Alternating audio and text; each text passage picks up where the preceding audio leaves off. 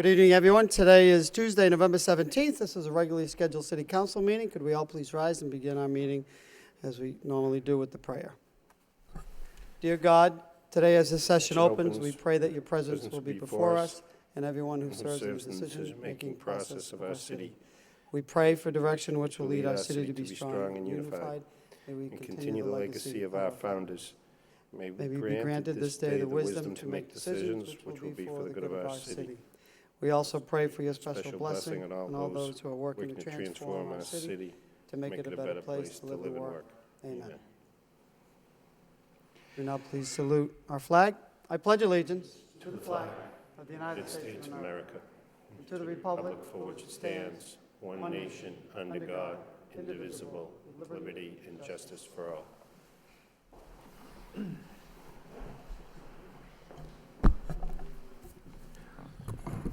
Mr. Clerk, could you call the roll, please? Council Rourke. Here. Council Samaras. Here. Council Belanger. Here. Mayor Elliott. Here. Council Kennedy. Here. Council Leahy. Here. Council Martin. Here. Council Mercia. Here. Council Milanazzo. Here. That's 9 yeas. 9 present, excuse me. Yeas, quorum present. So before we begin our regularly scheduled agenda, Chair would like to recognize Councilor Mercia. Thank you, Mr. Mayor. I'd like to offer a moment of silence in darkened chamber for a friend of the city, Betty Decker, beloved mother, grandmother, great-grandmother, and sister. Betty was the beloved wife of the late William Decker. Betty kept a pretty busy schedule in her community, having been a neighborhood activist in the Highlands section of the city. She was a communicant of the former Notre Dame de Lourdes Church and later St. Margaret's Church. A member of the Blessed Virgin Sodality of her parish, Betty Ann also taught CCD and was a CYO leader.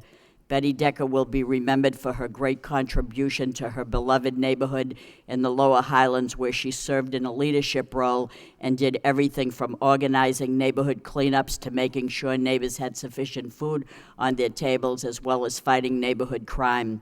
She was a stickler for detail, and no one ever said no to Betty. She was instrumental in providing a better quality of life in our little corner of the world. She would venture down to Couple Square and decorate the sign with the proper decorations of the season and generate cheers and greetings. She was a remarkable woman who made a huge difference to the city. Betty is survived by her 2 daughters, Cynthia McAndrews and Elizabeth Decker Taylor, her 2 sons, Charles and Michael Decker, 16 grandchildren and 12 great-grandchildren. She was also the mother of the late Robert Decker and William Decker III. We offer our condolence to the family, relatives, and many friends. She will be truly missed. I'd also like to offer a moment of silence in darkened chamber for all those who have since passed away since our last council meeting, as well as for the 129-plus innocent people who perished in the Paris terrorist attack. We offer our sympathy to their families and pray that these senseless acts of violence end once and for all. Thank you. Thank you, Councilor Mercia. We appreciate that. Anything further? Could we all please rise for a moment of silence, and could we please darken the chambers?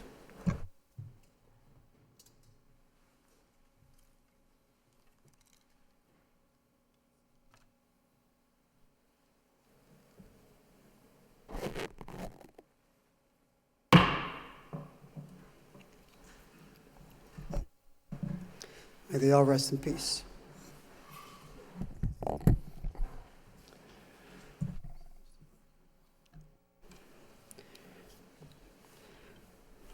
Under the first section of the agenda, we have the mayor's business. This is old business. We have a vote was put on to appoint the city auditor and establish a salary thereof. What is the wish of the body? Council Leahy and then Council Belanger. Council Leahy? Sure. So I would make the motion to start the process again or keep looking. Okay. So when we did last discuss this, and when it was posted the last time, we kept it open until filled. But so the point is to repost in those various outlets that we did in the past. Motion by Councilor Second. Leahy, seconded by Councilor Mercia. On the motion, Council Belanger? Yes, thank you, Mr. Mayor. I do support the motion, but I'm just concerned, salary level. I think if, at the very least, if we're going to leave the salary alone, we should indicate that it includes a $4,500 stipend by being a member of the retirement board. I think might help spice this up a little bit, because this will be the third time we posted. I believe it's roughly $10,000. When you talk to Boston Globe, the Herald, locally, it's getting costly. And let's hope this is the right final time we do this, and so let's get it right this time. So thank you very much. I know we did post in those newspapers, and it was expensive the first time. I believe, Council, will check on this, that we just reposted on those professional organizations and on those websites. But I do think that we need to include that provision, that by virtue of the fact that the city has their own retirement system and required by law, the auditor is a standing member of the retirement board. So I think that we should include that, and we'll let the Mr. Clerk, could you let the Human Resources Officer, well, I think we have to talk about the salary anyway, moving forward, but I think that is something that should be included. And just to let the public know, we had 3 candidates. We interviewed 3 candidates, and one of the candidates did withdraw her name, and then she put her name back into the mix. So we were at 3 candidates. So further on that, Council Kennedy? Thank you, Mr. Mayor. I think Council Leahy's motion is a good motion. I think that the idea of including the stipend is important.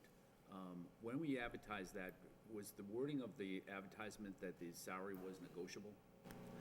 I know that at one time the last time we went through the process that brought us Hannah York, that's, I think, how the advertising was worded. But I don't remember whether it was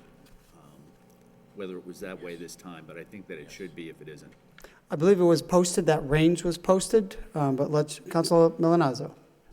I'm sorry to interrupt, Mr. Mayor, but No. it said in the posting, the $97,375.20 current, and then it did say salary negotiable. Okay. But it didn't have a range, it just had a number and then not. salary Okay. negotiable.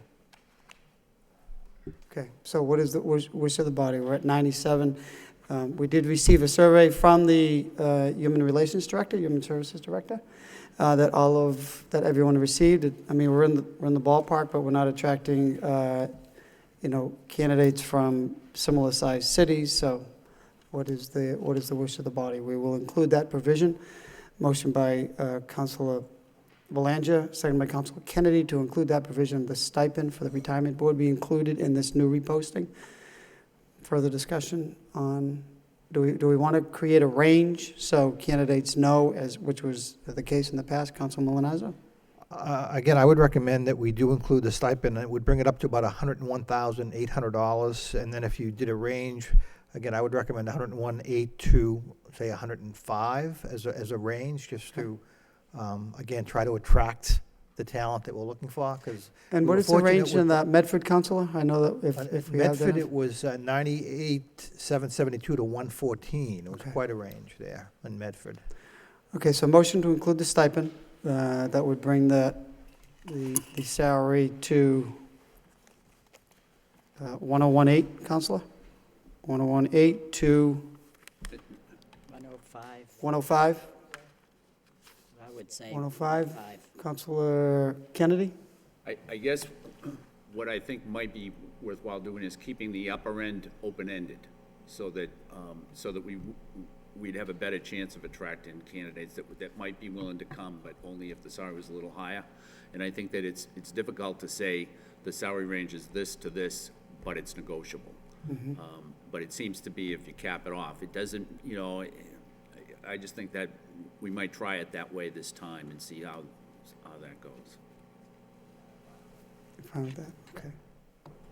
Further discussion on this motion? So just to include that, motion was made and seconded. Get a second on that, Mr.? Yeah, that was second. Yeah, Belanger and. Okay, all those in favor of that motion, including the stipend, signify by saying aye. And the opposed, that motion carries. So we will repost for the 101,800 with open-ended, salary negotiable, right? Okay, motion to repost in that manner by Council Leahy, second by Council Martin. Need a roll call on that, Mr. Clerk? Sure. Roll call. Counsel Rourke. Yes. Counsel Samaras. Yes. Counsel Belanger. Yes. Mayor Elliott. Yes. Counsel Kennedy. Yes. Counsel Leahy. Counsel Martin. Yes. Counsel Mercia. Yes. Counsel Milonazo. Yes. That's 9 yeas. 9 yeas, motion passes, so we will repost that. We didn't set a time frame for that reposting. Should we set a couple of weeks? Mr. Healy is still willing to stick around for a little while?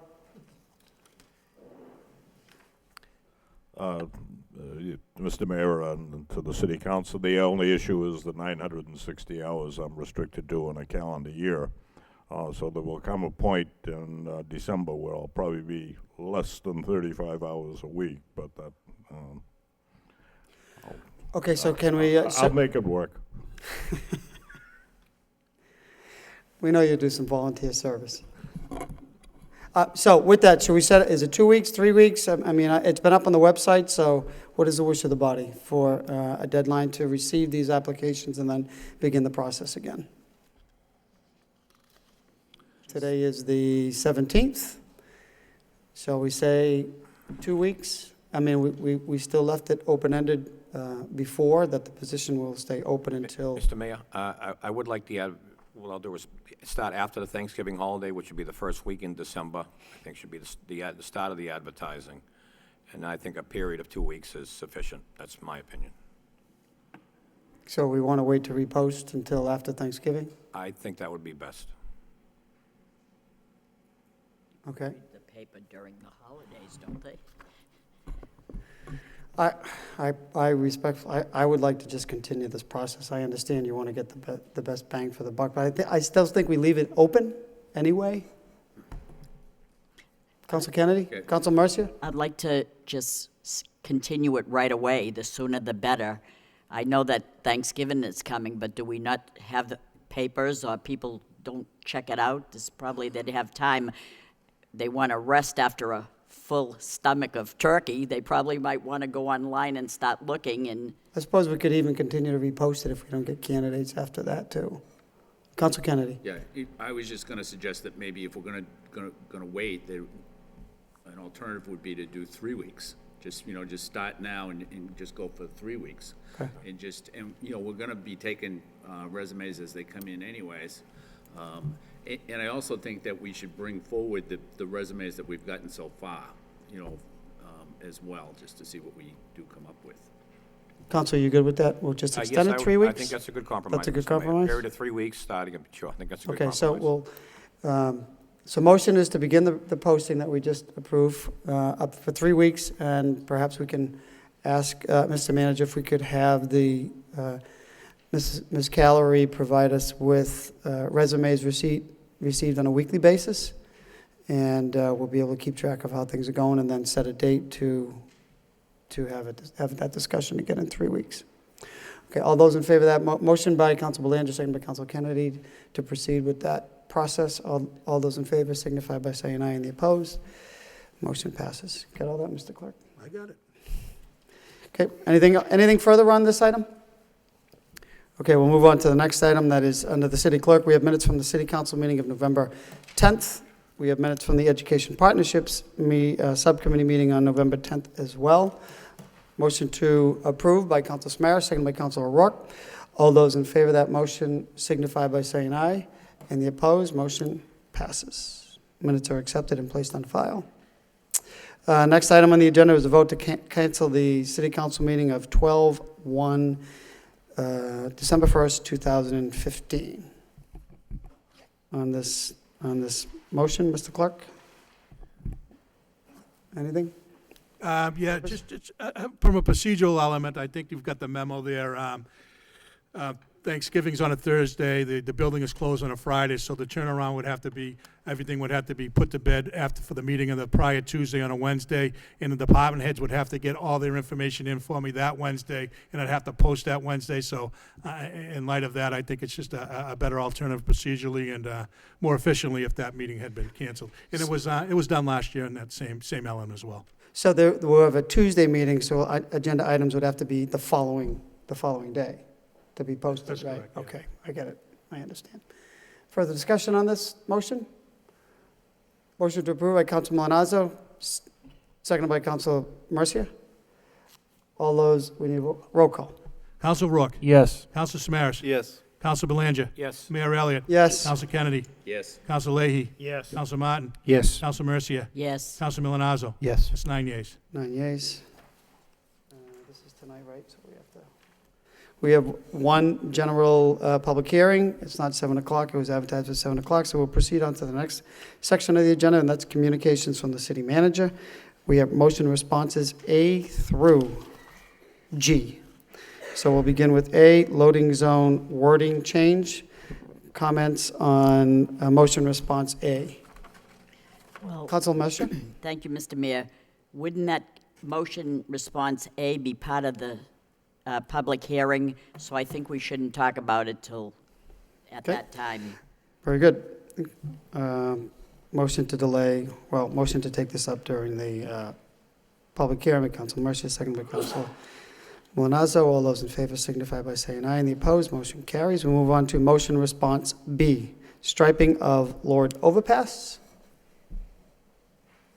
Council Milonazo? Just thank you to the administration. It was actually already done on November 12th, I believe it was completed, so thank you very Right. much. Thank you. Further discussion on motion response B? Seeing none. Move on to National Grid gas leaks. Motion response C. Council Kennedy? Thank you, Mr. Mayor. This report, it was in response to motions that were filed by myself and by you, Mr. Mayor, regarding the gas leaks. And I've looked at the report from National Grid, and I don't think that the report addresses fully all the questions that were brought up by the motion. But in speaking with the manager, I guess it was tough to get that kind of report. Mr. Do you have Manager? anything to add to that, Mr. Manager?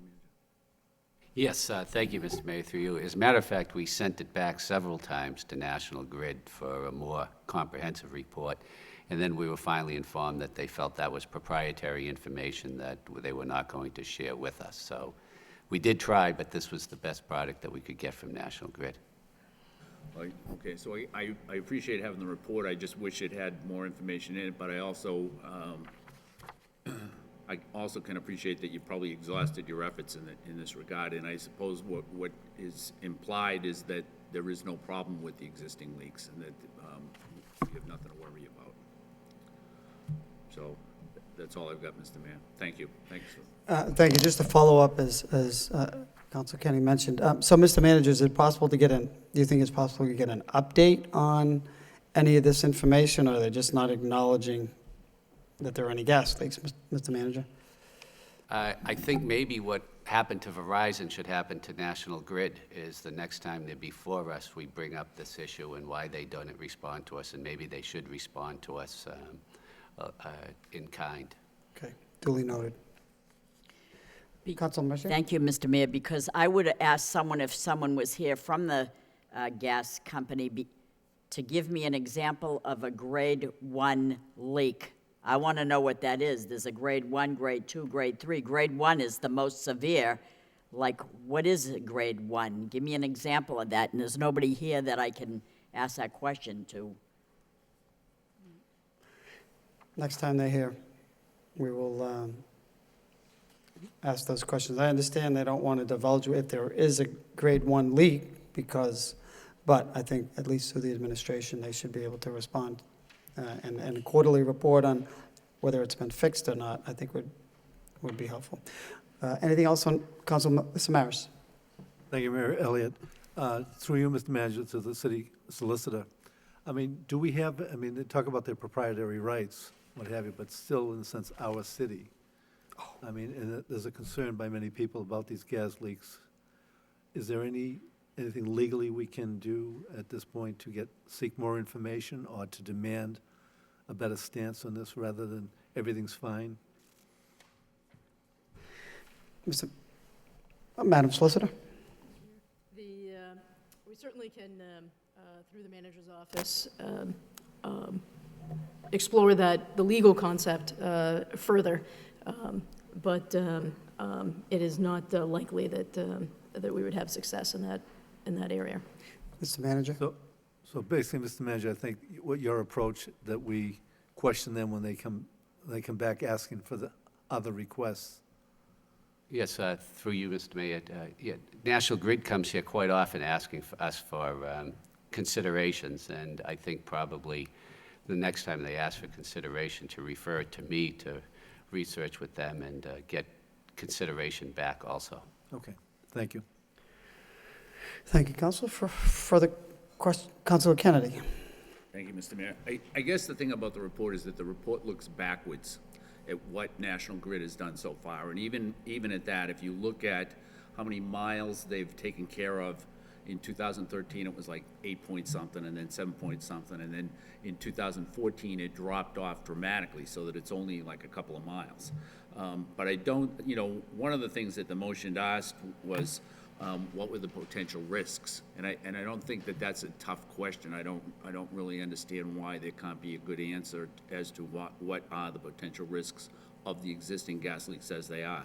And another thing that the motion asked was, what is the schedule for repairing those leaks? And once again, I don't see why there should be any difficulty in answering that either. But again, I appreciate the fact that you went to them 3 times and looking for this information, and they just didn't want to do it. So they'll be here sooner or later, and we can bring it up at that time.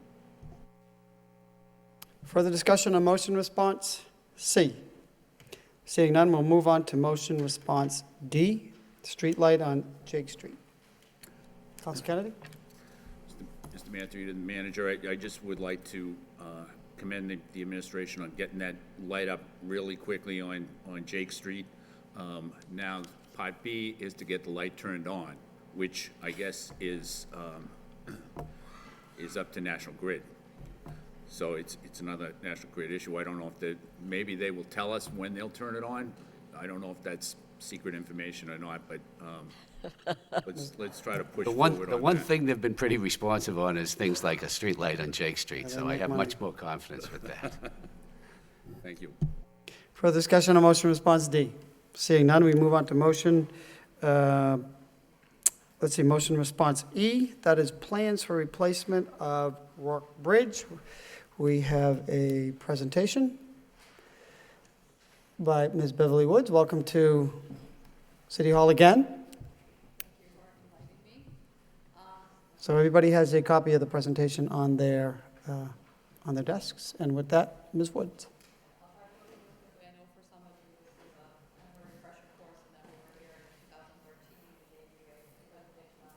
Findings. Can you not hear me? We can hear you now. So the How's that? Is that better? feasibility study is complete. I'm not known for my height, so this probably works better. As many of you know, the Rourke Bridge has been, or a river crossing in this area has been an issue for decades, literally. And we received $500,000 in high priority project funds, which Congressman Meehan at the time had earmarked for this project, to look at another feasibility study investigating alternatives for creating an improved river crossing in the area where the Rourke Bridge is now located.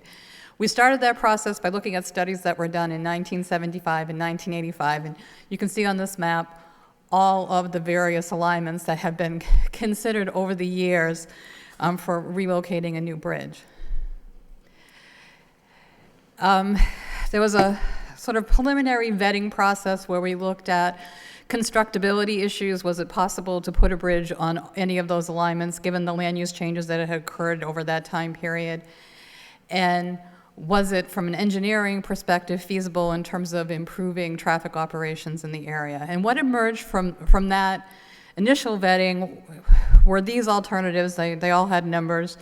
One was using the current alignment where the Rourke Bridge sits today, and the drawback to that is that we would have to close that bridge in order to do construction or come up with some creative construction plan. Another was to move the bridge slightly further to the west and basically intersect Pawtucket Boulevard at grade a little further to the west. There was another option that would cross the river on that same alignment, but actually go over Pawtucket Boulevard and use a ramp system to come down onto Old Ferry Road, going through the property that was once a drive-in and is owned by, currently by Demoulas. And then there was a fourth option that would bring the bridge cross it more at an angle and intersect directly at grade with Old Ferry Road. And then we also looked at an alternative in North Chelmsford that would have had the bridge moved entirely further north and cross into Vinyl Square. After we completed that process, we then did a more detailed analysis looking at the transportation impacts from the various alignments, looking at all of the environmental issues, the property impacts, costs, and sort of the structural issues that would be involved in constructing a bridge on each alignment. We found that for the alternatives that we looked at in the area of the Rourke Bridge, alternatives 5 and 6 provided a more direct connection to Varnum Ave and had the benefit of reducing neighborhood cut-through traffic on some of the side streets off of Pawtucket Boulevard. We heard a lot from the neighborhood during this time period that that was a burning issue there that they would like to see addressed through the project. This table just shows you the peak hour traffic that would be shifted by creating a new bridge, and in terms of taking traffic off of other bridges or local roadway systems. And you can see that there is some benefit, particularly on the O'Donnell Bridge and along Pawtucket Boulevard, to creating an improved river crossing.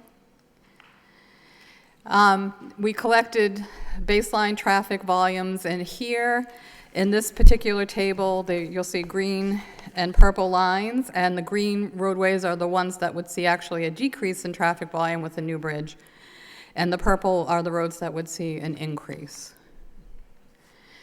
We looked at all of the environmental resources that would be impacted by constructing a new bridge, and those are shown primarily in the purple hatched areas, and you can see that because we're working along a river and in a floodplain, there are significant environmental impacts to any alternative that we construct. But in terms of the area around the Rourke Bridge, they're fairly similar.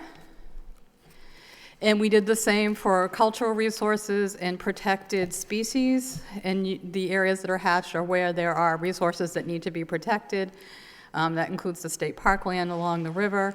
And this is also known as sort of wintering over territory for the bald eagle. And then we looked at quantifying the wetland impacts. And you will notice that for alternative 7, which is the alternative in Vinyl Square, the wetland impacts were quite significant to the point where we felt that it would be a difficult project to permit, and we discarded that option. In addition to looking at permanent impacts to people's property, we also looked at construction impacts in terms of having to get barge docks out onto the river and having to have material storage and lay down areas for construction. So those things were all considered. And the following graphs will show you in more detail the alignments, and I know these probably are hard to see from where you're sitting.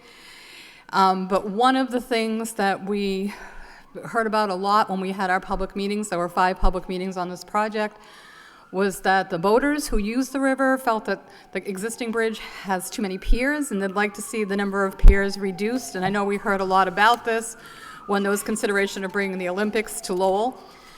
So the alignments that we looked at still had piers in the water, but there were fewer than are there now in order to accommodate the boating folks who are very interested in improving their experience there. And this is just a cross-section of what a new bridge may look like.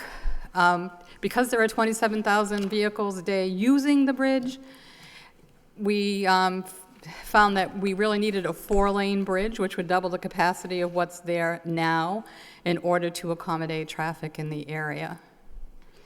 And this shows you what would happen for a cross-section if we were to maintain the existing alignment.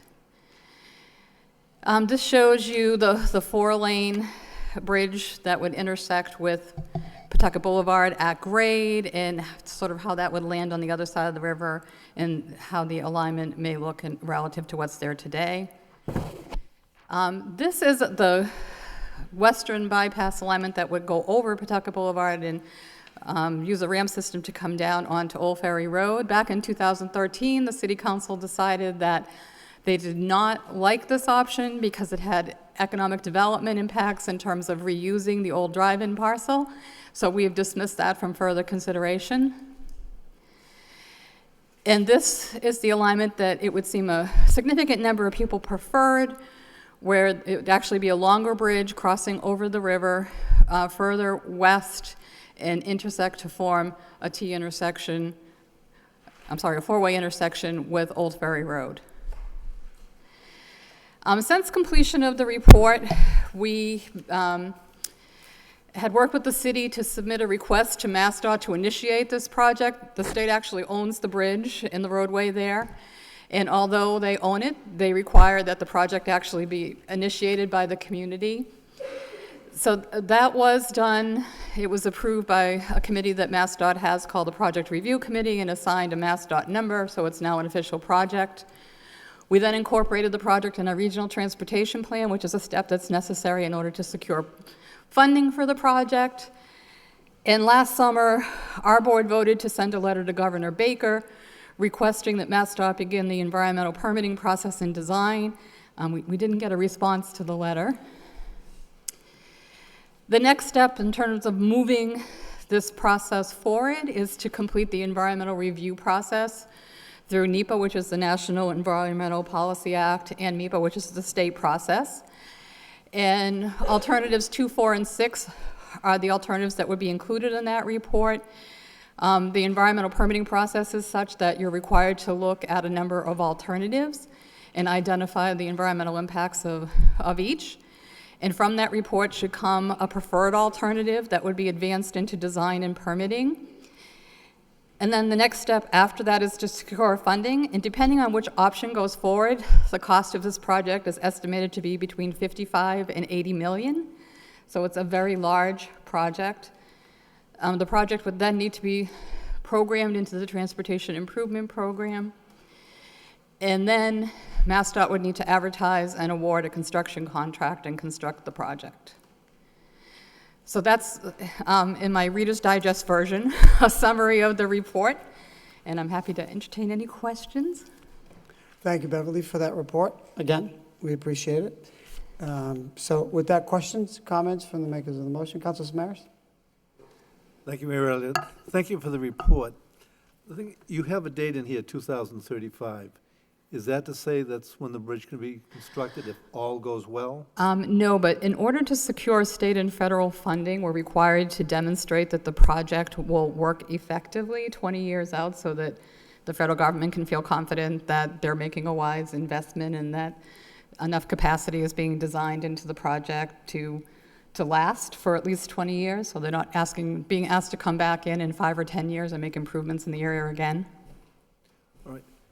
In a sense, we have the temporary rock bridge. I mean, can you define temporary for me in a sense? Because, I mean, people, if you're looking at the development of the Pawtuckaville section, I mean, there's a lot of potential for plants on 110. There's the need for moving from the Highlands to the Pawtuckaville area. You know, I think you're aware of all of that. Yes, I am. How long, when we talk about bridge safety, I think some people have actually said they're concerned about a temporary bridge. How long can that exist? We've had this conversation with MassDOT, and if you pose that question to them, their response is the bridge could last forever as long as we invest enough money in maintaining it. And I can tell you that the state invests a minimum of $200,000 a year just in maintaining the plates and tightening the bolts. And there have been years recently when they've had to invest up to $4 million to improve the piers. So I think from a financial perspective for the state, it makes great sense to reinvest in replacing this bridge because it has become a big maintenance issue for them. That's one of the arguments that we have made to try to move the project along. Just one more question. You alluded to the Olympics. If the Olympics were to have come to this area, there would have been a lot of action or faster action on the bridge. I mean, is there anything as a council or as a city that we can do to expedite this matter? I think as a council and a city, some advocacy to MassDOT and the governor's office to try to entice them to move this project along would be very helpful. Every MPO meeting, I have posed a question to the MassDOT folks in terms of whether there's been any progress on this project. And the response that I get is that they're in the process of doing their statewide capital plan and deciding which projects they can afford and which they cannot. So I'm asking my board tomorrow night to vote to send a letter to the Secretary of Transportation, urging her to move this along, given the importance of this project to public safety and economic development. And I would think it would be wise for the city council and the city to do the same. Thank you for that. Mr. Manager, is that possible for us to follow up with that? Through you, Mr. Mayor, sure, we can send a letter of support for the funding of the Rourke Bridge. Thank you for the completeness of this. Thank you. Further comments on this? Council Mercia?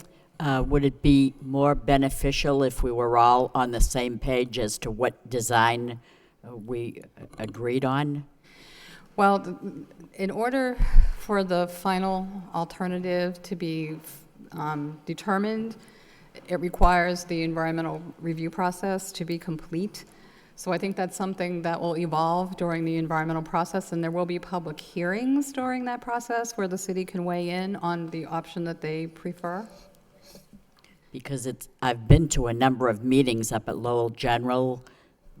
I don't know how many, I can't even count them all, but it seems to me that the overall message is that the option 6 would be the best, but that's just my opinion, and I thought if we were all on the same page as to it, would be more beneficial with a letter stating our option request. And we have heard from Lowell General and from Trinity Ambulance during the study process about the difficulties that they have now crossing the river at that location because there's very little room for vehicles to get out of their way. That's right. So one of the benefits of having the wider bridge is there would be 4 travel lanes, but there would also be a bicycle lane, which would be wide enough for cars to sort of get out of the way of the emergency vehicles. Yeah, that's true. Thank you. Could you just reiterate when they're starting this environmental permitting process? They have not yet started. MassDOT is the entity that has to initiate this, which is why I think some advocacy would maybe help move this along. We've been trying to prod them to move forward, but we haven't had much response. So it's been assigned a DOT number, but we're somewhere on the list. So I think that we should make a motion and include in that letter where we are, what that number means in terms of rating, or where are we in the environmental permitting process, right? Because until that, I support the fact that we should include. I guess we want to keep this as fluid as possible, but that environmental permitting process will determine which option the state will pick, or have some bearing on it. I Well, understand. the state will weigh in, and so will the permitting agencies that have to grant permits for this, which will include EPA and the Army Corps of Engineers, because this is a navigable waterway as Right. well. And I think the Coast Guard pretty much defers to the Army Corps, but there are a number of agencies that will have to weigh in during the environmental process, and the public will also have that opportunity. So I think at this point, what you want to request is that MassDOT initiate preparation of the environmental documents, and they'll probably need to retain a consultant to do that. And that process alone will probably cost about $2 million, so it's a significant undertaking for them. Right. But without it, that jumpstarts the whole process. That's the next critical step to getting the project going. Okay, Councilor Rourke? Thank you, Mr. Mayor. Just out of curiosity, the difference between the Rourke Bridge and the new Howe Bridge that was just done a year ago, with time frames and so forth, is there a reason why that bridge seemed to be done so quickly and we're lagging behind on this one? Well, that bridge was less expensive, and I think there was sort of more momentum in terms of politically trying to move the project forward. And I think given the poor condition that bridge was in, and that it had a very poor safety rating, and the city was literally, using Band-Aids to try to keep it open for a couple of years until the new bridge could be built, that was incentive to try to get that fixed quickly, because they knew they couldn't keep the existing bridge open. The Rourke Bridge is a little bit different in that, safety is not critical there. The state has been investing in the maintenance regularly. It is starting to show some signs of deterioration, but it's not in immediate jeopardy of being closed. Right, and this is the second question. When the motion was made, I believe by Council Samaras, with the mayor and I had asked, because a year ago at this time, they actually closed the bridge down to do some repairs for the winter time. Has that reassessment been done for this following winter season? I know that they were out there recently doing some work to the decking and tightening some of the bolts, and I think that pretty much happens on an annual basis, or more frequently if they need to. I think the problem is, and I'm sure the mayor could probably speak better to it, is the actual roadway where some of the concrete was going away, and it was like a flat, slick surface. There's an epoxy finish on the deck that they have to maintain because it provides safety from skidding. So, I mean, the plates continue to deteriorate, and through you, Ms. DeMayo, is it an annual inspection of that bridge? And we get an annual report, and it's still in safe condition, if you will. The bridge is in a safe condition, and like all other bridges that the state's responsible for, they do send inspectors out every 2 years. 2 years, right? And it is up to date. And the routine maintenance that she was just mentioning was discovered during those inspections. Right. They send a crew out and take care of that. So they are up to date with their inspections. Okay. Councilor Rourke, anything else? So with that, should we entertain a motion to have this council go on record to initiate, or at least get a report from the governor's office, the Department of Transportation, where we are with the environmental permitting process? So moved. Motion by Councilor Mercia, second by Councilor Kennedy on the motion. On the motion, I think that's a good idea. I think it's a good idea to have the city manager be sending a letter, but also, I'm thinking, would it be a good idea to have the university send a letter as well? I mean, it's got to impact them just in the congestion it causes on the other bridges. So, and they are, is that a good idea as well? Is that something, should the city manager be asking the chancellor maybe if the chancellor could send a letter as well? I think that's a great idea, and you may want to ask Lowell General Hospital to do the same because it really is an important piece of infrastructure for them as well.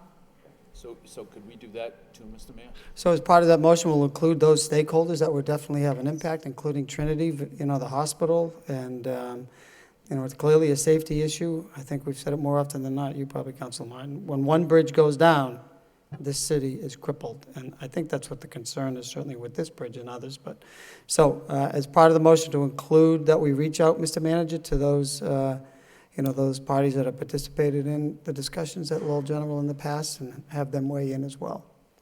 Councilor Kennedy? I just had a couple of questions I wanted to ask. In terms of the timeline, can you give any idea, and no one's going to hold you to it, but could you give an idea of just what we're looking at in terms of time as we go through the process? In a perfect world where money were no object, in terms of the actual process, you're probably looking at a good 2 years of environmental study, maybe another year for permitting and design, and then I would say if the money were available, maybe starting construction in 5 years. As we know, the state and the federal government aren't flush with cash necessarily, so financing that project will be challenging. And I think we're hoping that we have a new federal transportation bill soon, which will help. It's been difficult moving some projects along recently because we've been operating with continuing resolutions at the federal level, and the state hasn't been certain in terms of how much money it will have going forward. So I think having that in place will be helpful in moving some of these projects along a little bit faster. But I think if we could do everything perfectly and money were free-flowing, we'd be looking at probably at least 5 years. Okay. So, and 5 years includes from now. In a perfect world, construction could start in 5 years if everything was. Right, and then you're looking probably at least 2 years to construct. Lisa says 3. We're here for. Further discussion, Councilor Martin? Yeah, I just, I want to thank Ms. Woods for coming here. It's apparent, I think, to all of us that she's put a lot of time and effort into this, has a lot of the facts at her fingertips, so that's helpful. And I think she's been pretty clear with us that we need to become advocates, at least to begin the environmental work. My memory is, and this might just be lore, but we didn't at the time the so-called temporary bridge was built, it was called temporary in an effort to avoid the full-blown environmental review. And so that enabled the project to get built quicker, but here we are all these years later with a structure that's really not adequate for our needs and is, sort of derisively referred to as a temporary bridge that's been there 30-plus years now. So I think it's imperative that, the state begin the environmental review. We want a project that people are going to be pleased with and that, supports our needs for the next 20 years out, which is what the studies are looking at. So I certainly support the motion. I think the more people we can encourage to weigh in, the better. And I think the earlier we start, the better off we're going to be. And I think, if the state were to commit to begin the environmental review, that's a several million-dollar process. That sort of commits them to see the project through. So I think I get the message loud and clear. I think we all do, that we need to become advocates for this project. And I think it's good to have plans and facts in front of you when you are advocating those. So I think Ms. Woods and her organization has provided that to us. So thanks for that. And we'll do everything we can to keep pushing this ahead. Thank you, Councilor. Well said. Further discussion on this motion response? Seeing none, on behalf of the council, as Council Martin said, we thank you for all your work and effort in advocating. You're very welcome. My pleasure. Okay. So, Mr. Clerk, you have that motion? I do. Okay. Motion was made and seconded. Roll call. Does it require a roll call? Council Rourke. Yes. Council Samaras. Yes. Council Belanger. Yes. Mayor Elliott. Yes. Council Kennedy. Yes. Council Leahy. Yes. Council Martin. Yes. Council Mercia. Yes. Council Milonazo. Yes. 9 yeas. 9 yeas. Motion passes. We'll get that letter out, and we'll get the letters going. Okay, so that completes motion response E. We're still under motion responses. We do have a public hearing that was advertised for 7 p.m., so why don't we just jump back to general public hearing. That's 3.1, and this is an ordinance to amend Chapter 266 entitled Vehicles and Traffic. Motion to waive the second full reading by Council Rourke, second by Council Samaras. All those in favor of that motion signify by saying aye. And the opposed, motion carries. Second reading by title. Commonwealth of Massachusetts, City of Lowell, and City Council is an ordinance amending the Code of Ordinances for the City of Lowell, Massachusetts, the code with respect to Chapter 266 entitled Vehicles and Traffic. We'll now open up this portion of the public hearing for anyone wishing to speak in favor. Anyone in favor? Anyone want to speak in favor? Seeing none, we'll close that portion of the public hearing. We'll now open up that portion of the public hearing for anyone wishing to speak in opposition. In opposition? Anyone opposed? Seeing none, we'll close that portion of the public hearing. What is the wish of the body? Move approval. Move to approve by Council Mercia, second by Council Milonazo. On the motion, Councilor Leahy. Yeah, I just, thank you, through you to the manager. Do we know how many signs or how many loading zones this is going to affect? Is it mostly in the downtown, or it's throughout the whole city, but? Yes, but mostly in the downtown. Yeah. I don't have an exact number, but I think this is a really good accommodation, because it's also going to allow the vehicles for the smaller businesses to pull up and unload their goods in a loading zone, not just a truck. Because a lot of the smaller businesses they don't need a big truck to deliver things, they just need a passenger vehicle, so this is going to allow that to happen. But I don't know how many loading zones exactly it affects. We'll get that answer for you. Okay.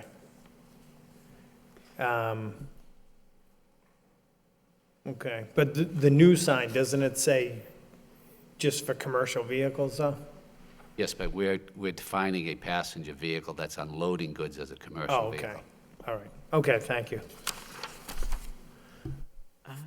Councilor Mercia? Thank you, Mr. Mayor. I brought this motion forward to take another look at it, and I want to thank Nick Bossanetto for being vigilant and coming forward and doing this in a timely fashion. I deal with people that deliver to the sheriff's office quite a bit, and they're mostly UPS drivers, and they're the ones that asked me if we could look at this again, because it was a loading zone issue, and there were vehicles that were passenger cars that were parking there, not taking any heed to the fact that it said loading zone, but now it says commercial vehicles. It's a tow zone, but it allows people like UPS drivers that can park there and they go in to bring deliveries. Half the time you were seeing regular passenger cars, and they would have to double park, and the way that it is now is much more understandable for the people that they know they're not going to park there. This is what it's all about, and I'm happy to think that this is going to be more effective. Thank you. Thank you, Councilor Mercia. Further discussion on this ordinance change? Council Belanger. Yes, thank you, Mr. Mayor. I think this is a great compromise here. This, like Councilor Mercia, I'm downtown every day, and I hear a lot of complaints. Business owners are unloading and come out with tickets, and they get very, very frustrated. Now, Mr. Mayor, through you to the managers, how far are we going? Do they have to have commercial license plates to be in the loading zone, or do we have to see them in the act of unloading, or how is a meter maid going to decipher who's, I guess is my question. Mr. Manager? Yes, great question. They have to be in the act of unloading. They can't just park it there and just use it as a space. Right. And but in no event will it be for longer than 30 minutes. That way we'll be able to make sure that they're moving in and out. But they have to be in the actual act of unloading. Okay, very good. I think this will be very helpful to small businesses downtown. And another point I'd like to make is, after 6 p.m., this becomes available to, whether it may be visitors or patrons so I think that's a perfect compromise, Mr. Manager, that allows these to be utilized. As for a while there, police officers were ticketing at night, whether they were going out to dine or for a show and parking in loading zone, they were coming back with tickets. And I didn't think that was right, because no deliveries going on at 8, 9 o'clock at night. So I think this is a great compromise. I think it's going to be helpful to the businesses in more ways than one. Great job. Thank you very much. Thank you, Councilor. Further discussion on this ordinance amendment? Seeing none, roll call. Council Rook. Yes. Council Samaras. Yes. Council Belanger. Yes. Mayor Elliott. Yes. Council Kennedy. Yes. Council Leahy. Yes. Council Martin. Yes. Council Mercia. Yes. Council Milonazo. Yes. That's 9 yeas. And yes, that concludes the general public hearings. Any public hearings we have this evening. We'll revert back to communications from the city manager. We're still under motion responses. These are informational. First one is a permit enforcement hotline. Comments on motion response F. Councilor Mercia. Yes, thank you, Mr. Mayor. For the people at home that don't see a packet the way that we do, this is a great option, because starting today, we're more or less flipping a switch in the departmental services area, where it's a 24/7 permit enforcement and safety hotline. Having said that, I'm going to give a number, and we're going to have it on the website, I would assume, right? The website hotline, which is 978-674-1488. I know people say, oh, the weekend is here, no one's going to stop me or hurt me or whatever. I'm going to build that deck and put a roof over it and everything else. And so, well, now we have the weekend hotline, and I think it's beneficial. Thank you. 978-674-1488. 88. And we'll have it on the website, so they'll be able to look it up. Maybe our friends at LTC can put that up again on the meeting. Further discussion on permit enforcement hotline. Anyone sees anything, they can call into this number 24 hours a day. Seeing none, we'll move on to, for informational purposes again, this is the Lowell High School field house roof. Councilor Mercia. Thank you, Mr. Mayor. I know that we did receive a lot of calls and emails regarding the Lowell High School field house roof, and it seems that the DPW have been on the roof the past 2 weeks and repairing several leaks, so that's a good thing. Thank you very much. You're welcome. Mr. Snow, anything else to add on that? I mean, it'll get us through another winter. I mean, actually, it was 2.5 weeks by the time we were done. I was up there the other day, there's thousands and thousands of bolts in that roof and so many seams, and it's an old roof, and, you know, while it's fixed today, it's gonna require constant maintenance, which we'll try to give to it, but it's old, and, you know, someday you need a new roof or a new school or whatever you can do, but we'll do the best we can, and we'll keep working with the school department to try to stay ahead of it. Yeah, we know it'll be part of the feasibility study, and they will clearly take a look at that. The concern is just particularly naturally in the winter when Right. events have to be canceled, and it creates some problems. So as long as, knowing there could be some more leaks, at the very least, the ones that you have identified have been fixed. I'd like to think that any more are gonna be minor in nature. I think we got the big ones, so. Great, okay. I'll pass that on tomorrow night to the school committee and the school department. I'm sure they know. Councilor Marsh, you all set? I'm fine. Okay, anything else on motion, an informational response for Lowell High School Fieldhouse roof? Seeing none, entertain a motion to accept all of these motion responses as reports of progress and placed on file by Council Martin, seconded by Council Leahy. All those in favor of that motion signify by saying aye.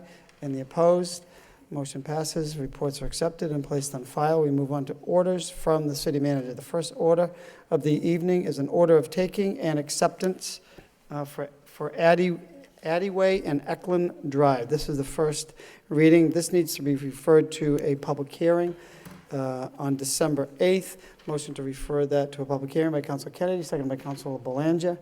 All those in favor of that motion signify by saying aye, and the opposed, that motion carries. This will go to a public hearing on December 8th at 7 p.m. Next order, we have an order for a 60-day trial of various intersections.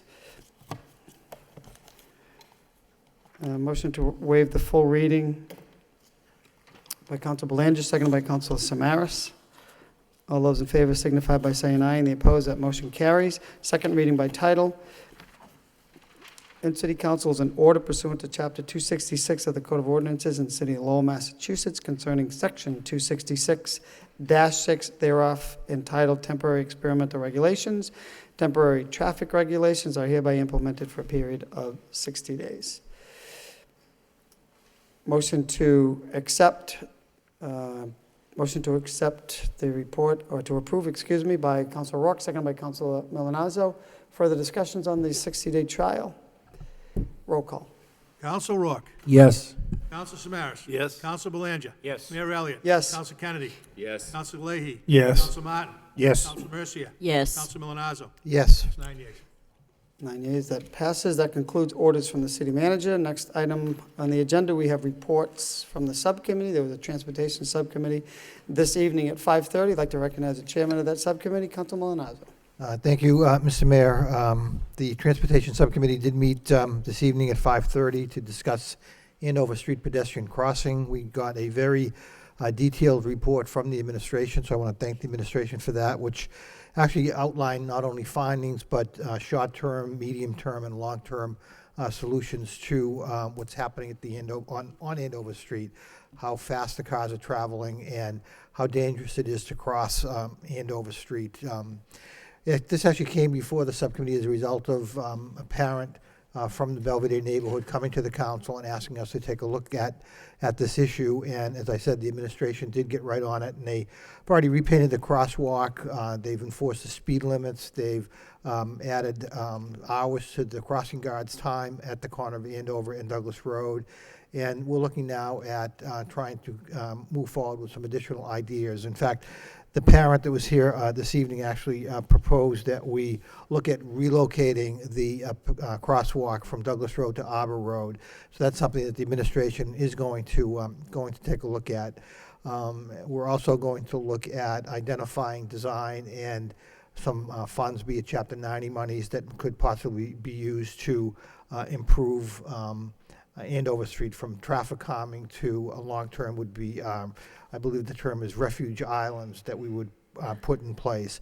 So again, I thought overall it was a good meeting, informational, but it was also, we did turn some of those informational items into action items. And again, the entire subcommittee was there, myself, Council Martin, and Council Leahy, and then all of my colleagues were in attendance, and also the administration represented by our city manager, Superintendent Taylor, Deputy Superintendent Ryan, Lisa DeMayo, Nick Bonasato, Ralph Snow, and Diane Trad were there as well. So a lot of effort went into a very good report, and I guess, Mr. Manager, I would request that the report actually be put up on the website, because it does contain some good information as to recommendations to be made. And I think this is something that the Transportation Subcommittee will look at again in the future. But I think that the work that's been done to date in such a quick period of time, even having police officers act as decoys, if you will, walking across Andover Street and stopping traffic, really helped out a lot. And the gentleman who was here with his 2 children really appreciated that level of effort. So again, the report was very well done, and we do have a lot of more work to do, but I think that it's something that, as I think it was Council Martin indicated, it was a report that was long overdue, and we're pleased now that it's back before the council, and we're going to continue to take action. So that's my report, Mr. Mayor. Thank you. Thank you, Council Milonazo. Further discussion on that report? I agree. I think it'd be helpful to put up on the website, Council. I think that makes a lot of sense, and let people know. I mean, particularly learning that 18,100 cars travel that road every day. Now we know why it's busy, dangerous, and a speedway. So I just want to add, Mr. Manager, I mean, there were some artist renderings of what those refuge islands would like, as well as the parkway. I think that would give residents a good idea of what that would look like, and how nicely it would look, as well as traffic calming measures. So that would be good. So entertain a motion to accept the report as a report of progress by Council Mercia, seconded by Council Milonazo. All those in favor of that motion signify by saying aye, and the opposed, motion passes. The report is accepted and placed on file. Next section of the agenda, we have petitions. We have 2 claims for property damage.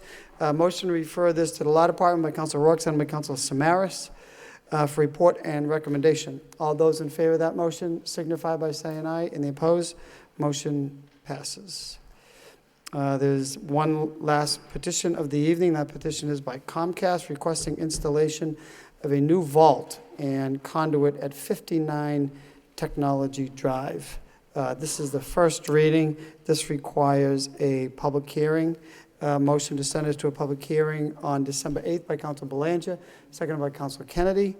All those in favor of that motion signify by saying aye, and the opposed, that motion passes. This will go to a public hearing on December 8th at 7 p.m. as well. This concludes the agenda item before the agenda and business before the City Council this evening. Entertain a motion to adjourn. Excuse me. Councilor Mercia? Sorry, Mr. Mayor. No? Through you to the city manager. Mr. Manager, do you know if the chief is going to compile or conduct a meeting with the people that are interested in shaping and coming to a happy medium with the gun control, Is it November 20th? license to carry, do you think? November 20th. Mr. Manager? Yes, Karen is getting me the date right now. We've already set it up for I think it's November 23rd. November 23rd at 5:30, is it? Yes. 5:30. 5:30. So, Mr. Manager, all the people that signed the paper, will they be notified about this meeting? Yes, they have been. All right. Thank you very much. And any others that they invited to attend, Mr. Manager? Or is it just those individuals who are trying to? Well, it was the individuals that were designated to be Okay. invited to sit down and discuss the... Are we as councilors allowed to be there? Yes, absolutely. But the purpose of the meeting was my understanding was for me to listen to their concerns and see if there's some type of Compromise. resolution that we can make afterwards to try and satisfy as many people as we can. That's a good thing. Thank you very much. I'm not going to comment. I'd like to be there Yeah. and listen as well. Thank you. Absolutely. Okay. Anything else before we adjourn? Motion by Counsel Leahy, seconded by Counsel Martin to adjourn. All those in favor of that motion signify by saying aye. Any opposed? That motion carries. This meeting stands adjourned.